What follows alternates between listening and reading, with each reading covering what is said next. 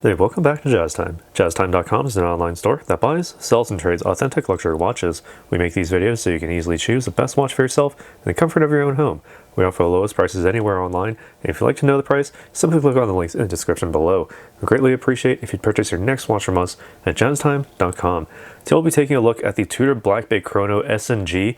That means steel and gold, with the black faced dial. There's a newer version with a white faced dial, and there's also other versions of this dial with a sort of like a silver white sub dial. This one, S&G, steel and gold, with a black dial, with the bracelet, all with the reference number 79363N. So kind of a complicated number there, but basically it's a Tudor Black Bay Chrono S&G. That's basically what it is. I'll be going over the case, the dial, the bezel, the chrono functions, as well as the crown functions and the movement. And I'll be giving my thoughts on these throughout this video, as well as on the bracelet. All right, so starting off with this case, we do have a 41mm case from the 2 o'clock to 8 o'clock position. That's between thumb and finger. All right, also same as the 10 o'clock to 4 o'clock position, same 41mm, same diameter. You have a stainless steel case here with polished and satin finishes here. So along the case sides here, you have a nice high polish, complete with my fingerprints, of course, and a satin brush finish along the front of the case with sort of an interesting little bevel there that's extremely high polish. All right, sort of fitting in with that high polish look there. And I believe these are actually stickers still on this case here. I'm not removing them because, well, why not? There's no reason to remove them. All right, you have the stainless steel case back as well with the crown there in yellow gold. And speaking of which, this is the S&G model, so that means you do also have yellow gold here and there for the pushers, as well as the winding crown. All of these give you water resistance down to 100 or 200 meters, or 200 meters or 660 feet below sea level. This bezel here is a fixed yellow gold bezel. As you can see, the sides of this bezel here, all yellow gold. All right, with sort of like this matte black anodized aluminum insert with the tachymetric scale, very much fitting with the overall sort of look of a chronograph. Has the tachymeter much like the Rolex Daytona. It's, you know, brother or sister company. Basically, you can use the chronograph hand to measure units per hour as dictated on this bezel here, based on, you know, however many units per hour that you time within a minute. All right, and so basically that's all there is to say about that. It's basically just like the Rolex Daytona. I'll have a comparison video to show you in a moment. Well, it'll be up in a eventually. All right, but anyway, we do have a matching black matte dial as well, with sort of like the champagne subdials for the 45-minute chronograph subdial, as well as the small seconds at the 9 o'clock position.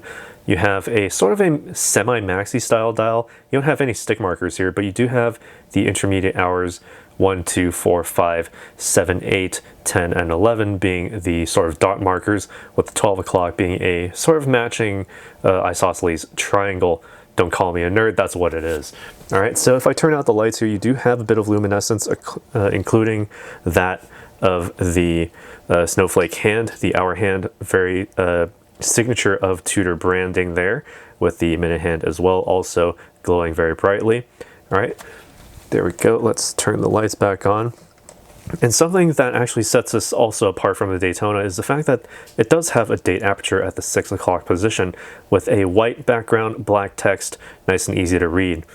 All right, so quite interesting from Tudor there, the sister company to Rolex. Now take a look at the chronograph functions here. It's very much like a Rolex Daytona in the fact that you need to unscrew the pushers in order to use them, in order to actuate them. So if you press the top pusher, you can start up that chronograph hand, center mounted, of course, with the red tip there.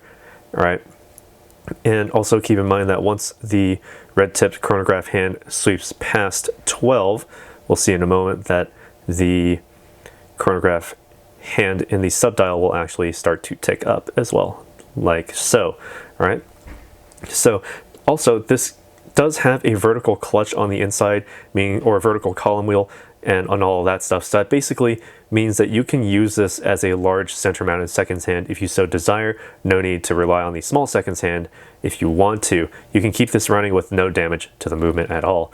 All right, press the top button again to stop it, and press the bottom to reset it, as well as the sub dial at the 3 o'clock position. All right, and when you're done, or you want to just keep it running, you can just screw the pushers back in to also maintain that water resistance. All right, so what makes all of this work? It is what Tudor calls the manufacturer caliber MT5813 COSC certified. That gives it the chronometer official certification as listed on the dial there. But also keep in mind that even though it says manufacturer caliber, that sort of implies that it is an in-house made movement, but it's actually a movement that is built off of the Breitling caliber B01. Now, sort of interestingly, like a combination of that caliber B01 and Rolex's caliber 4130, the Daytona caliber. So sort of a combination of the two, and it sort of takes the best of both worlds. You do have the date aperture, that's what sort of the Breitling gives you, and you have the chronograph functioning here, sort of the B01 with the Rolex caliber, and also the internal portions having the sort of the silicon balance spring with the almost Paraflex type of shock absorbers. It's basically inertia blocks, not necessarily the Paraflex shock absorbers, but it has the adjustable inertia blocks just so that it can basically take a few bumps here and there, and you can get relatively close to circuitry, any sort of magnetized surface. You'll be keeping track of time just fine. No need to worry about the internals of the watch. And considering that Breitling have been making movements for a very long time, Rolex's Daytona has stood the test of time as well. Sort of combining the best of both worlds of those two movements into this watch makes this actually quite a very powerful movement on the inside. 41 joules, and also features a 28,800 vibration per hour rating. And also, let me take a look here. Yes, it also does have a power reserve of up to 70 hours. So that basically means that you can set this down Friday evening, pick it back up early Monday morning. No need to wind the watch. After winding the watch with the crown, you can just simply work basically for 3 entire days without it, or you can set it down for 3 entire days without any reason to wind it. Speaking of which, I didn't show you the crown functions here, so just simply unwind the crown at the 3 o'clock position. The first position allows you to wind the watch, so if you're at a dead stop, about 20 to 30 full winds will get you to the full power reserve, and once you feel the damping and the resistance starting to ramp up, that's when you can stop. Nice and easy there. Pull the crown out to the next position. This allows you to advance the date by 1.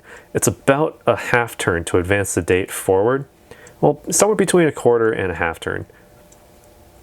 So if you find yourself a time traveler, this probably won't be the most effective watch for you, but hey, most of us aren't actually traveling through the future, several days per second, so I think we're good on that front. If you find yourself on the 30th of an irregularly numbered month, like say April, simply just move it over once, wait for the hour hand to pass midnight, you'll be on the 1st of May, nice and easy. All right, pull the crown out to the next position, or final position. This actually does stop that small seconds hand and also the chronograph hand, so you can then adjust the minute hand precisely wherever it needs to go, and by extension the hour as well. All right, and once you have it all lined up perfectly, simply press the crown back in to start up that seconds hand once more, as well as that center mounted chronograph hand. And don't forget to screw the crown in back tightly against the case to ensure the water resistance of the watch. All right, I already went over the movement of that, but taking a look here at the bracelet here, you do have the S&G signifier here, the steel brush links with the gold center links, also satin brushed finished. You also have the full-on, I can't remember the name of this bracelet.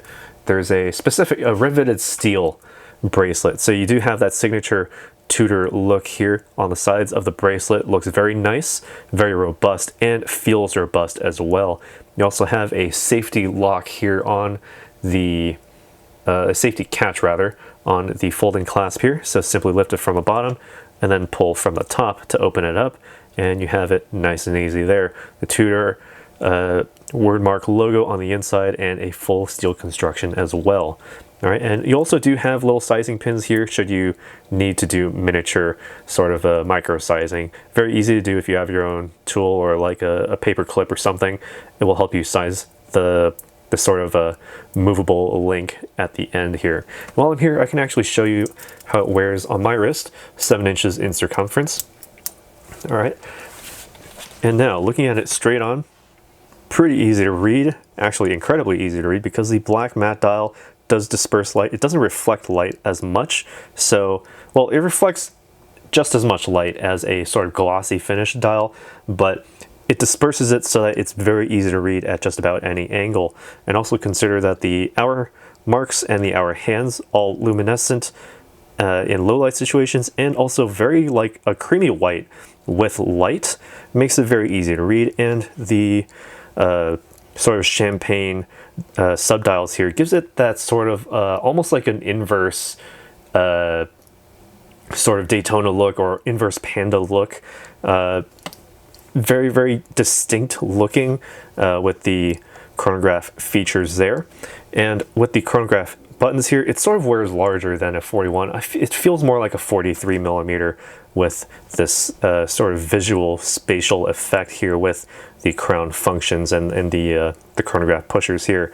Very small sort of framing from the 12 o'clock to 6 o'clock positions with the bracelet. Not that big of an issue if you have a bigger wrist. Of course, you can wear this if you have a smaller wrist, because if you look straight down the barrel here, there's a little bit of space under these lugs here, but the end links, the integrated links, do actually bend inward, so you can wear this regardless of your wrist size. Just the smaller your wrist, the bigger the wrist presence of the watch. And certainly with the fact that this is, you know, Rolex's sister company or brother company, there's basically zero tolerance among these links, giving you that sort of no pinch, no pull hair sort of effect here. So you can basically wear this throughout the entire lifetime of the watch without it ever actually hurting yourself or, you know, causing any sort of issues. It feels incredibly comfortable as well, and the bracelet also vents the wrist very nicely, so you can wear this every day. Feels very smooth and soft on the outside. It's actually better on the inside, so try one on if you get the chance. All right, so that's all that I need to say about this watch. What do you guys think? Let us know down in the comments below what you think about this Tudor Black Bay Chrono S&G with the black face style champagne colored subdials. All right, and let us know down in the comments below if you like this video or enjoyed this video or learned something. Hit the like button, be sure to subscribe if you haven't already, hit the bell notification so you can be notified when we go live with another video like this one. And as always, if you'd like to purchase this watch or any other watch, visit our store at jazztime.com. Links in the description below where you can get it for the lowest possible price anywhere online. Thanks and take care. We'll see you in the next one. If you want to find out more about the watch you just saw in the video, you can just click below on Show More to see the full description. Then you can check the link next to Model as seen in video, click on it, and you will get to the proper page where you can see all the details. If you're watching on a mobile phone, you have to click on the arrow down on the right hand side below the video to see the full description. If you like this video, please give us a thumbs up. If you would like to share this video with your friends, you can use the share button below and share it on any platform you like. If you have questions, constructive feedback, want to tell us about some mistakes or misspeaks, just write a comment below. If you want to see more videos like this, you should subscribe to our channel and visit our channel page where you can find all the videos. And if you're interested in a specific watch brand, you can check out our playlists. If you want to check the price for a watch or want to buy one, remember at jazztime.com you always get a steep discount, so you should check the prices with us. If you want to know the price for a specific watch, just go to Google, type in JazzTime, plus the brand, model and the details you're interested in, and Google will find the right page for you. Thank you for watching.